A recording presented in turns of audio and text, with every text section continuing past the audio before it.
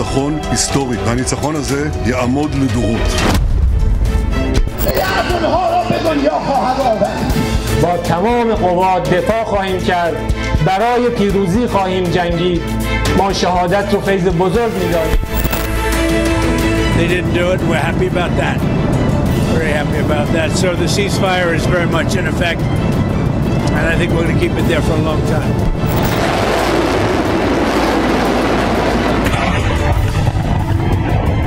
Pengaruh Rusia lebih besar ya di kawasan itu, khususnya dengan pemerintah Iran. Jadi saya kira peran dari pemerintah Rusia akan sangat besar. Ya, semua akan berusaha untuk deeskalasi.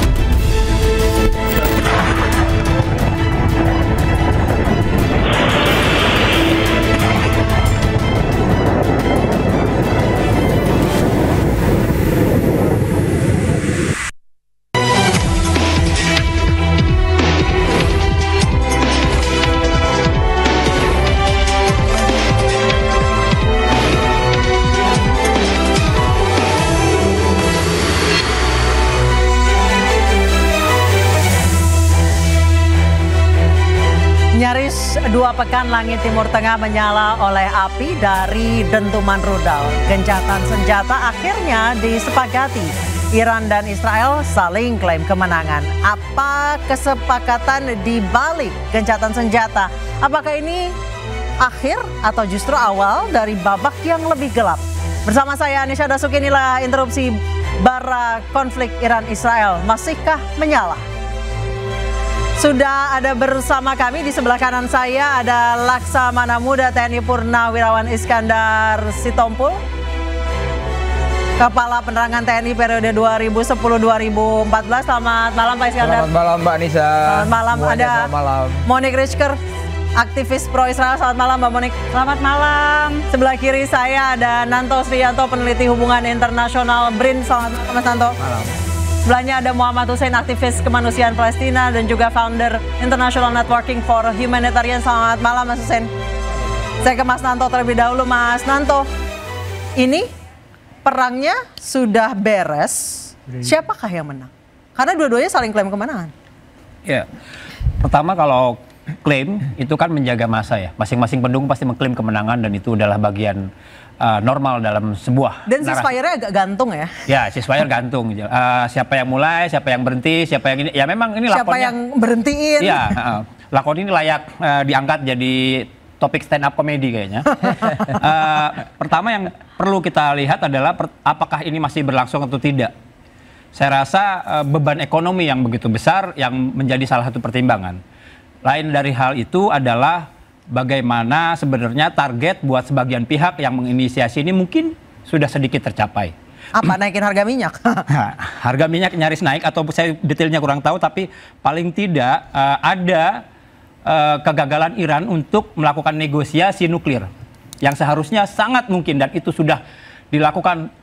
Saya menulis tentang Iran tahun 2000-an dan itu sebenarnya kita punya data bahwa Amerika dan Iran pada prinsipnya bukan konflik ideologis, tapi ada persoalan ekonomi yang menggantung antara keduanya.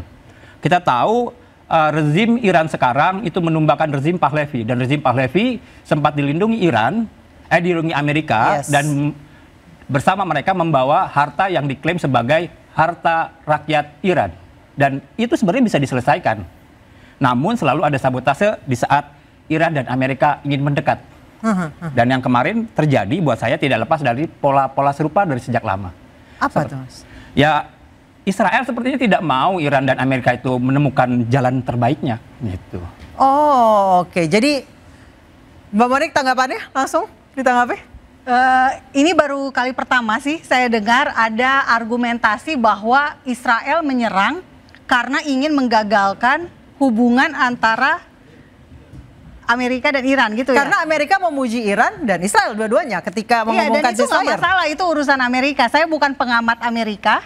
Saya dalam hal ini standing point saya adalah Israel. Israel melakukan serangan ke instalasi nuklir Iran karena diperkaya sampai jumlah yang tidak boleh. Iran hanya boleh 3,67% uranium. Yang boleh nentuin boleh tidaknya siapa? Ini kesepakatan tahun 2015 dengan NPT. Ya, dengan Presiden Obama. Ternyata 17 Mei 2025. Tapi kan Iran nuklirnya untuk PLTN, Mbak. Nah, itu dia. Kalau untuk PLTN, maka batas nuklir yang boleh itu hanya 3,67%. Tapi 17 Mei, Badan Energi Atom Internasional menemukan data sampai jumlahnya sudah 408 kg uranium yang diperkaya 60%. Dan Kalau itu cukup. Israel punya berapa, Mbak? Dan itu cukup untuk membuat 42 bom nuklir karena itu cukup untuk membuat 10 bom nuklir karena dibutuhkan 42 kilo uranium untuk 1 bom nuklir.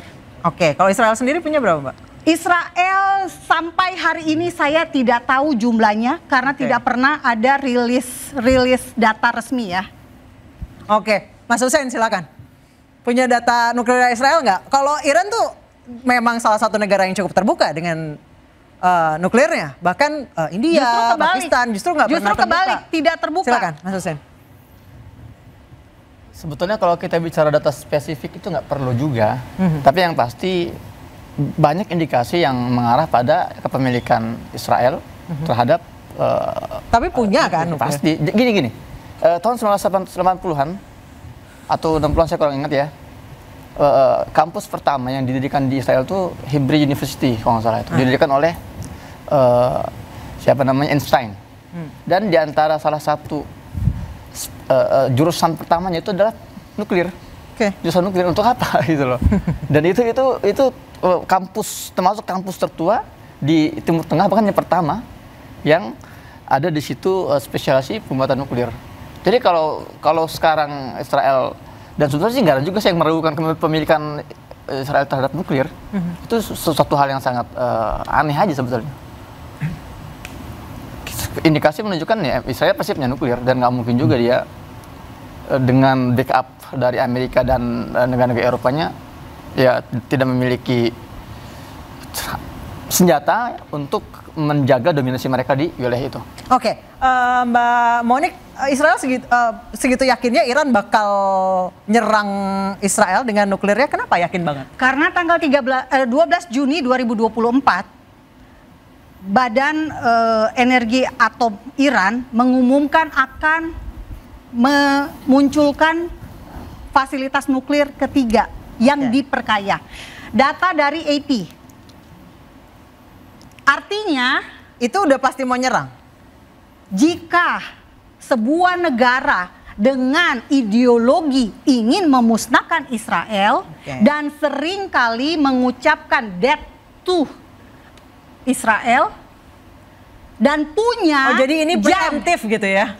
Preemptif, serangan preemptif. Dan patokannya juga satu, Mbak. Di Teheran, tengah ibu kota Teheran, ibu kota Iran, ada jam.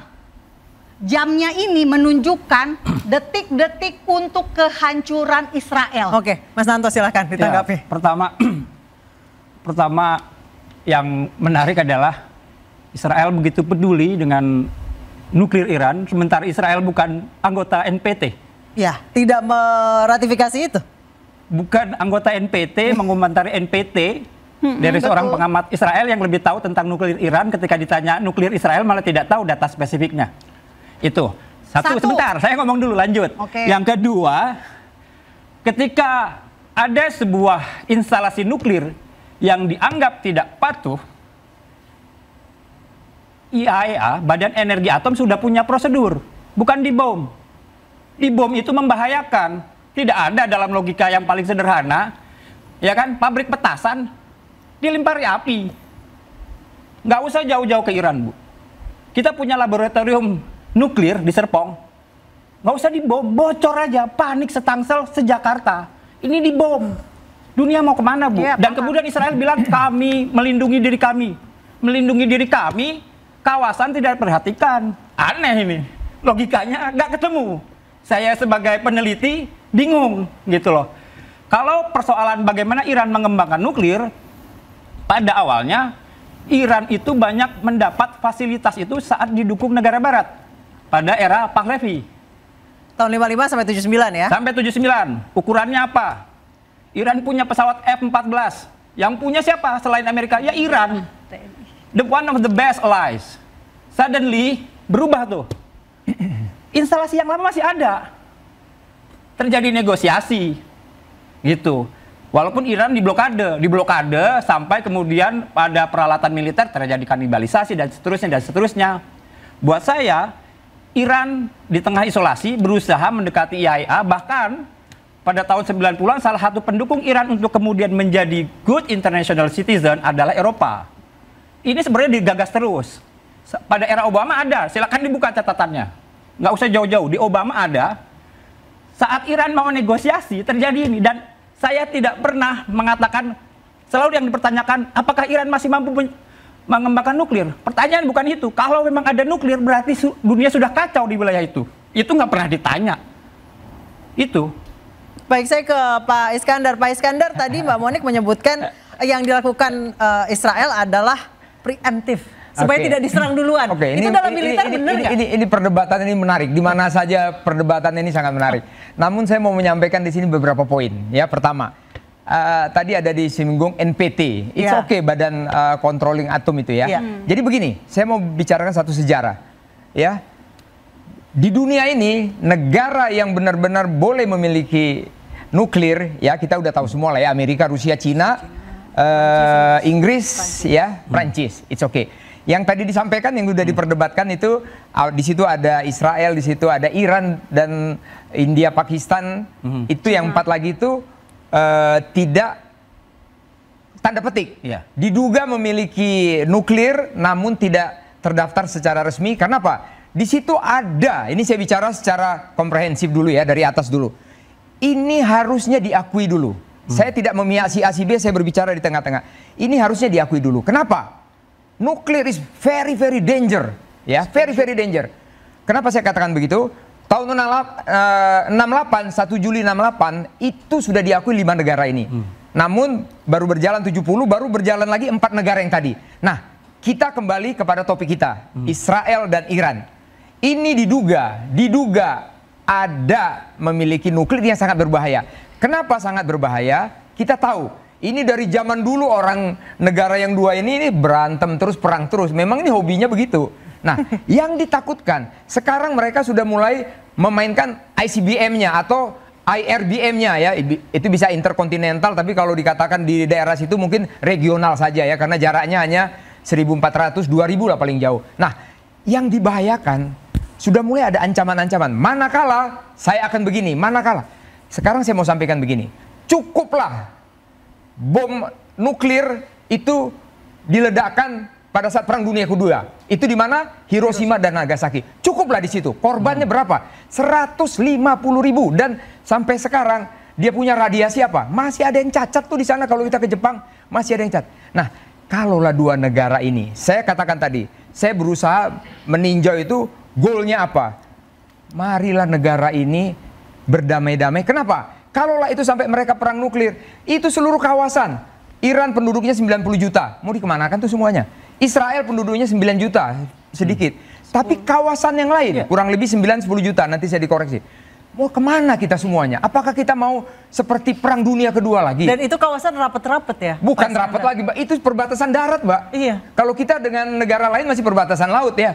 Ini darat semua. Pakai mobil aja nyampe kemana-mana, Mbak. Iya. Mungkin kita merokok gini aja sampai ke sana tuh asapnya tuh. Apalagi radiasi. Ini yang kita takutkan. Makanya benar-benar harusnya prosedur dari yang tadi disampaikan sama pengamat masalah NPT tadi itu ada prosedurnya. Harus menyampaikan laporan, pembuatannya sampai di sana, jenisnya apa. Tadi sudah disampaikan Mbak Moni berapa gram.